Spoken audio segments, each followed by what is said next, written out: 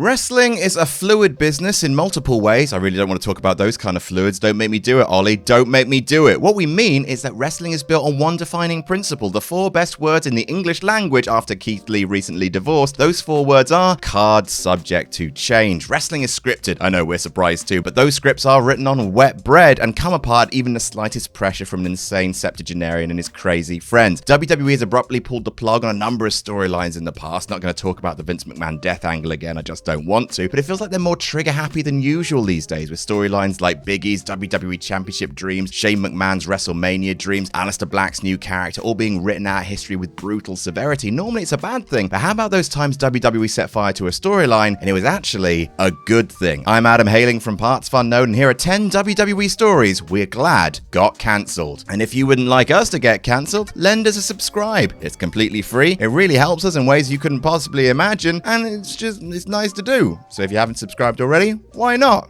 Why not? Number 10, Sonjay vs. Mandy, hair versus hair. Feels weird to say that one of the most carefully and patiently told stories of 2020 involved Otis gyrating so hard he could charge a battery at the prospect of ham, cake, and Mandy Rose, but such is life. Boy meets ham, boy leaves ham for girl, girl meets Dolph, girl's friend makes ham boy sad about girl and Dolph, girl discovers deception, girl kisses ham, girl versus girl at SummerSlam. What was originally booked for SummerSlam was a hair versus hair match with treacherous Sonya Deville's locks slated for the chop. However, the plans were hastily changed to a loser leaves WWE stipulation, with Deville losing, leaving, and the storyline hastily moving on. The reason why is actually pretty sensitive on WWE's part. See, before SummerSlam, Sonya Deville suffered a horrific real-life home invasion that could have gone much worse than it did. After the traumatic incident, WWE opted not to have Deville's head shaved during her recuperation and before she'd have to appear in court. A good move all around. Number 9, Kevin Nash, anonymous Raw general manager. And speaking of good moves, someone who's incapable of any is Kevin Nash, a man who excels at being big, sexy,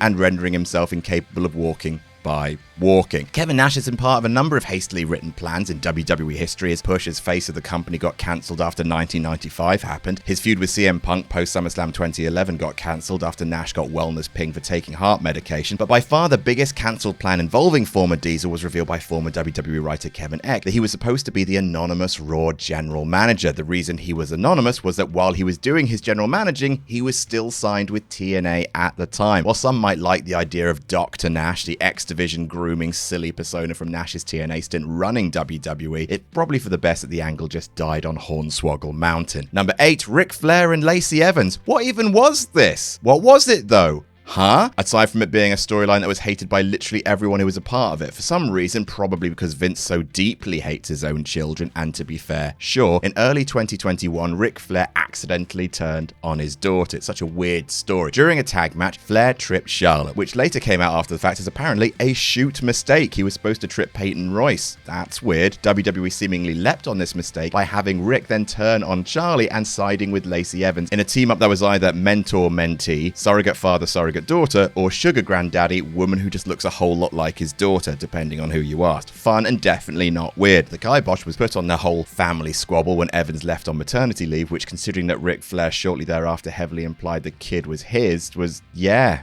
kill it before it lays eggs. Ric Flair's eggs. Number 7, Daniel Wyatt. 2013 was an odd year. In some ways, it was great. CM Punk versus Lesnar. And in some ways, it was bad. CM Punk versus Ryback. One of the highlights of the year was Daniel Bryan catching fire as an organic, zeitgeist-capturing babyface, and WWE doing everything they could to stamp that fire out like a Guy Fawkes doll. They took the WWE Championship off Bryan not once, but twice, then began to feed him to the Wyatt family before finally turning him heel and allying Bryan with his tormentors. They did everything short of holding up big signs at every Raw saying "Do not cheer the Daniel" written on them, but crowds wouldn't stop. Originally, Bryan was supposed to be a heel member of the Wyatt family 4 months, but after only a few weeks, so the story goes, Triple H himself petitioned for the Daniel Wyatt storyline to be abruptly dropped, and it was during a cage match on Raw. Bryan shed his Wyatt overalls and turned face again to one of the most thunderous and sustained ovations in Raw history. Bloody wonderful moment, that. Number 6, $1 Million Man, WWE Champion. Feels bad to say it, considering that Ted DiBiase was one of the best characters in the golden era of wrestling, but thank God the $1 Million Man didn't win the WWF Championship at WrestleMania 4. That was the original plan. After months of trying to buy the title off Hogan, then Andre, the evil multimillionaire, would finally get his solid gold toy by nefarious means inside Trump Plaza, and no, I won't be providing political commentary at this time. However, a strange series of events put paid to that entire plan. See, current Intercontinental Champion, the Honky Tonk Man, was scheduled to drop his title to newly faced Randy Savage at this event, but he refused. In the mad scramble to rearrange, Vince ended up pulling the trigger on Randy Savage as world champion instead of Millionaire Ted, creating a top guy in Macho Man, and so beginning the Mega Powers Explode storyline, one of the greatest feuds in wrestling history. A true shame for Ted DiBiase, but what we ended up getting was something far more priceless. Number 5, Undertaker versus the X-Men. Yes, as someone with as goofy a gimmick as Rich Uncle Daddybags, it's no surprise that Taker's been on the receiving end of a bunch of hastily changed plans. He was apparently going to appear at Elimination Chamber this year, but WWE scrapped it, presumably out of concern he was going to bring his new best friend Pitbull along. Sable was slated to become Taker's dark bride in the Attitude Era, but the biggest and weirdest what if was the Hade Vanson storyline. If you don't know who that is, that makes you and Vince McMahon both. In late 2008, WWE came up with a storyline featuring handsome Brit Hade Vanson, that he would be a Magneto-esque leader of a cult of jobbers with dark powers. He'd throw these X-Men style mutants at Taker every week in the lead up to WrestleMania 25, where he'd fight the dead man to try and become the new vessel for his essence. No homo. After cutting one promo on SmackDown, the angle was immediately dropped when WWE realized that Vanson was shorter than 6 foot. Nice decision by nice guys. Well, this sounds like a missed opportunity to do something interesting, and it is. Probably best to remember that the Mania match we got instead was Taker versus HBK at Mania 25, so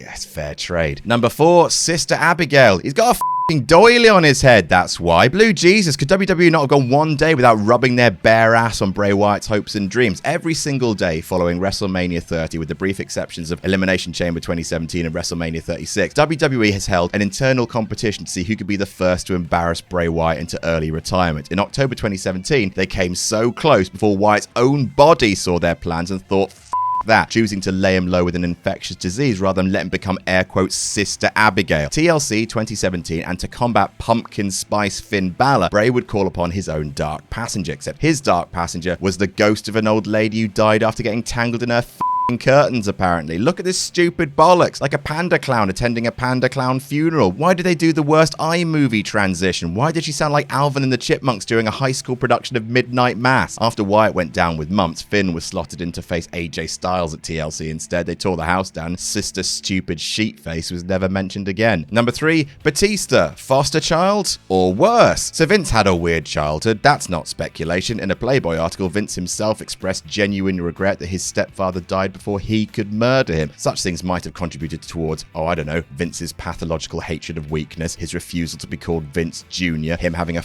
T-Rex skull in his office, and a myriad of other weird familial kinks that make up the chairman of the board. I wonder if that also explains the horrific backstory that Vince wanted for Batista, his next big star. There are 2 versions of this story, neither of which show particularly Vince in the best psychological light. The first would be that Batista would be angry all the time because he was a foster child. Makes sense. Adopted kids are all snarling lunatics. The lot of them. That actually made it to air in one brief mention during a segment of Ric Flair talking to Batista on Raw, though it was never brought up again. The original plan, which Big Dave has spoken about himself, was that the reason Batista was going to be constantly angry was that he was a child born of sexual assault. In Batista's own words on Talk Is Jericho, a rape child. Is wrestling a medium that's capable of dealing with a storyline about horrific abuse? Maybe. Is WWE that company? Well, let's let the next entry answer that question. Number 2, Scott Vick avenges his sister Katie. No. Basically, no is the answer. The Katie Vick storyline is widely regarded as the worst storyline in the history of professional wrestling, mostly because it's about murder and necrophilia being used to heat up a title unification match at a B pay-per-view. But did you know there was supposed to be more to the story? That the road to No Mercy was a mere amused douche compared to the WrestleMania main corpse that we could have had. See, the reason that Katie Vick was called Katie Vick was that WWE had signed the man formerly known as Sick Boy in Raven's Flock, Scott Vick. The original plan was for him to come to WWE to avenge his air quotes dead sister Katie by, if Tommy Dreamer is to be believed on his House of Hardcore podcast, wrestling Triple H at WrestleMania. Imagine if Triple H's feud going to WrestleMania 19 had been about desecrating a dead woman's memory. Much better that it was about racism instead. It's just cleaner, isn't it? And number 1, Steph's incest baby. Vince McMahon's brain is the undiscovered country from whose bourne no traveler returns. WWE have tried to make incest a thing on more than one occasion, but thankfully, like Fetch, it has yet to happen. They tried to make Ken Shamrock have a thing with his sister Ryan, while Ken Ken Shamrock's in real life son was also called Ryan, which is weird on top of weird. They had Paul Burchill want to